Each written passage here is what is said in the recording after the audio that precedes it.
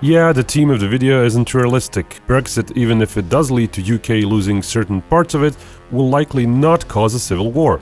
But how would a civil war go if Scotland and parts of Northern Ireland suddenly did decide to go their separate ways following Brexit?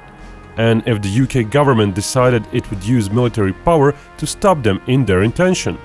This video will go in depth, so stay tuned.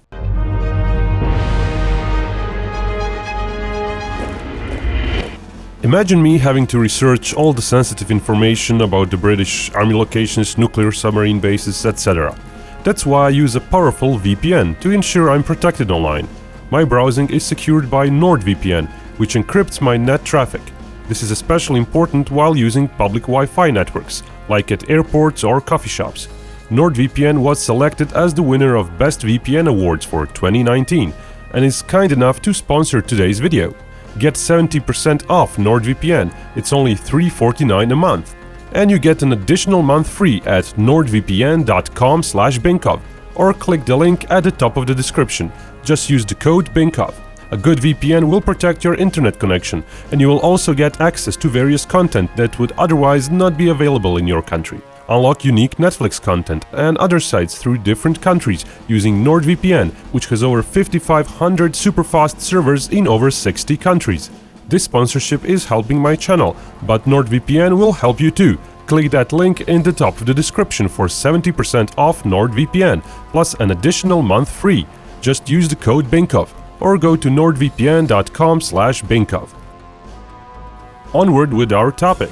If Scotland just flat out leaves, unified in its intent, and takes out the British military assets in its territory, it could take a visible bite out of British military. All this, of course, assumes instant uprising and masses of people trying to evict non-Scottish soldiers from the military bases in Scotland. Units which are serving in Scotland are also populated by English soldiers, but they do have more Scots serving compared to units stationed in England. Enough so that there would be some issues with internal security, insubordination and uprising in those military bases. Scores of unarmed civilians blockading the bases and a hastily assembled Scottish Liberation Force, probably made up of various police members, ex-military and volunteers rising up to join the blockade, would be another major factor, resulting in not so easy extraction of British Army personnel and equipment from Scotland.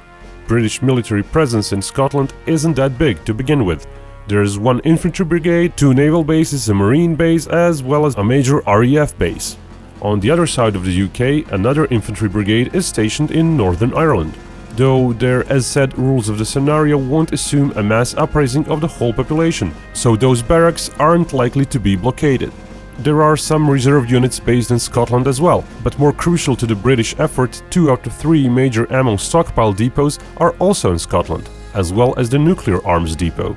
Initially, thus, the British presence in Scotland would be heavily outnumbered, but the Scottish armed forces would mostly be made up of loosely organized civilians and paramilitary. Scotland does not have an organized government-level paramilitary though, so we're talking about a few thousand police officers that could be spared and a few thousand active soldiers, which may already be involved in fighting inside the various barracks of the Scottish Infantry Brigade.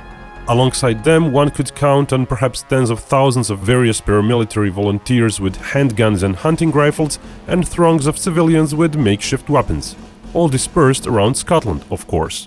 Save for the soldiers in the barracks, most of those people have little to no military training. Ex-military personnel do, but their numbers aren't that high, and they also require days to be given some proper military equipment. Total numbers of people that had served in the military at one point of their lives, even if they're 60 years old now, are possibly even 10 times higher than shown.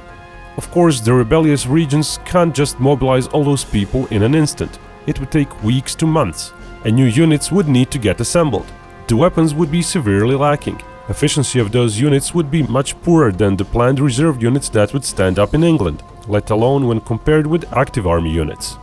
So the biggest advantage Scotland would have over the British forces is that those initial British forces would be right there in the middle of Scotland.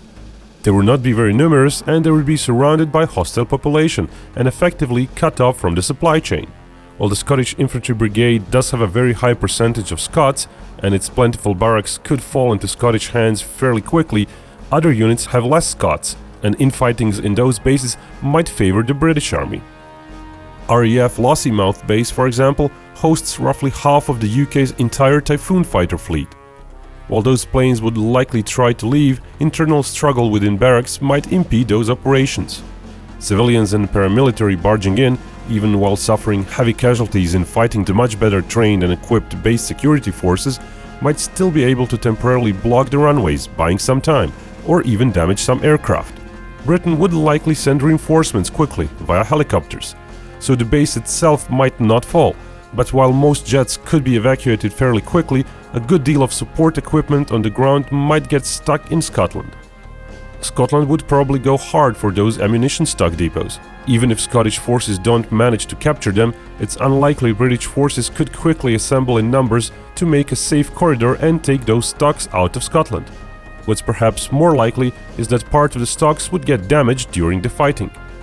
Scotland would get to capture some of the shoulder-launched missiles eventually, enough so that helicopters supporting the surrounded bases in Scotland get threatened. So the English may need to go on the offensive outside the bases to try and secure a perimeter, or simply evacuate the personnel and light equipment before the Scottish threat outside the bases increases. With some equipment one can do that, but various logistics vehicles, trucks and all are too numerous and too heavy to be airlifted. Military bases around Scotland that are left in British hands could likely not be evacuated of most equipment.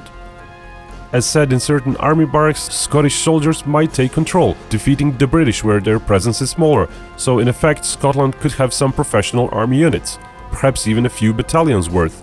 Adding in some army reserve units, it's plausible Scotland could count on probably over 5,000 trained and somewhat equipped infantrymen as the core of its forces. Of course, English forces overall would still be much bigger, and they would have all the big stuff like fire support units, helicopters, planes, artillery and tanks. Scottish units shown here would be all infantry units, so the most they could muster would be armored infantry fighting vehicles. Even those are in the barracks that are in England, so they would likely not reach back to Scotland but would eventually be destroyed or recaptured by the British. Scottish forces would be very lightly equipped compared to the British. Then there are the naval bases. They're all fairly close to civilian ports and waterways. Civilian ships could be sunk in those shallow waters and British Navy subs would be unable to evacuate from those bases. Again, percentage of Scots in those naval bases would make things complicated, even when simply attempting to sail out. Perhaps the biggest loss for Britain would be the Clyde naval base, where nuclear-powered submarines carrying nuclear-tipped missiles are stationed. Scotland, even if it took the base and control of the subs, could not do anything useful, as it lacks the launch codes and lacks enough qualified personnel to even operate the subs. But it also means Britain would lose its most powerful weapon. Fights for that base would be fierce though, as a battalion-sized Royal Marines unit is tasked with protection of said base, and additional reinforcements would surely come quickly. England could count on some quick reaction forces, reinforcing the bases within days. Those forces could number up to 10,000 troops. Most bases would have hundreds to a few thousands of security personnel and/or troops to begin with.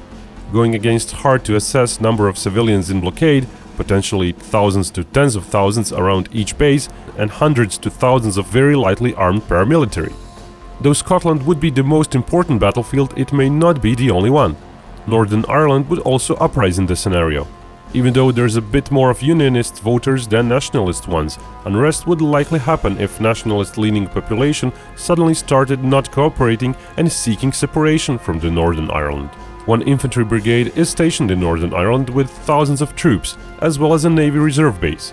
Most of those troops would be loyal to England though, more so than in Scotland, so we're talking about a much tougher fight for the separatists. Basically guerrilla-style operations and limited civil unrest. There is, however, one battalion of the Scottish Regiment stationed there as well, so at certain points there might be some heavy fighting before the rebels are subdued. However, IRA-like organizations would definitely appear, funded by private entities from Republic of Ireland, so influx of strong-willed paramilitary members and weapons from the black market from a third country would be an additional factor. While Republic of Ireland would officially not be part of the war, as scenario rules prevent that, one can't prevent various members of the population to support the Irish nationalists within Northern Ireland. Before we go on making a conclusion, let's go back a little to the politics behind the breakout of this civil war. UK as of today has some 67 million residents. Besides some overseas territories, main parts of the UK are the four well-known regions. England is by far the biggest one. Its economy is also by far the strongest. It's evident any civil war between England and other regions would be very much English to lose. That being said, there is some merit to Scotland wanting to become independent, due to polls of recent years and politicians' statements that a Brexit requires another independence referendum. Northern Ireland too wanted to stay in the EU, as it is in danger of losing much of the economic benefits through integration with the Republic of Ireland, which is part of the EU. Also, it could lose the peace after decades of internal struggle between Unionists and Irish nationalists due to the return of hard borders. So in this fantasy scenario, Binkov set up the fairly unified Scotland and a Northern Ireland which is ravaged by a civil war of its own, to stay in the EU. Other parties, such as the EU and the US, will however remain completely neutral, to simplify matters. And Wales, as it too voted for Brexit, will not really meddle. England was modeled to be unified enough to keep on with its intention to use force in preventing other regions from separating. Of course, there would always be outcry against violence, perhaps even from a sizable part of the population, but at least initially, the majority of the British population is modeled as condoning the use of force. Once again, civil war in the UK is extremely unlikely in the real world.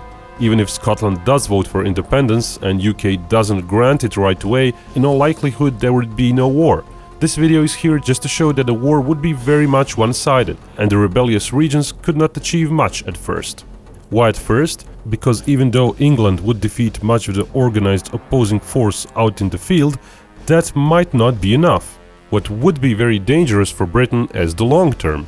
UK could not afford to keep those bases isolated if a war is going on. It would either have to fully evacuate them or eventually push with the ground army inside Scotland to connect with those bases, and perhaps even stay there, effectively taking part of the Scottish territory. But occupying a land with hostile population is never easy.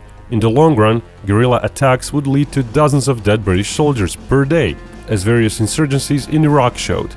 Initially, it may start with tens per day, but as the other side gets better organized over the months and years, even hundreds of deaths and bombing attacks on some days might not be out of the question.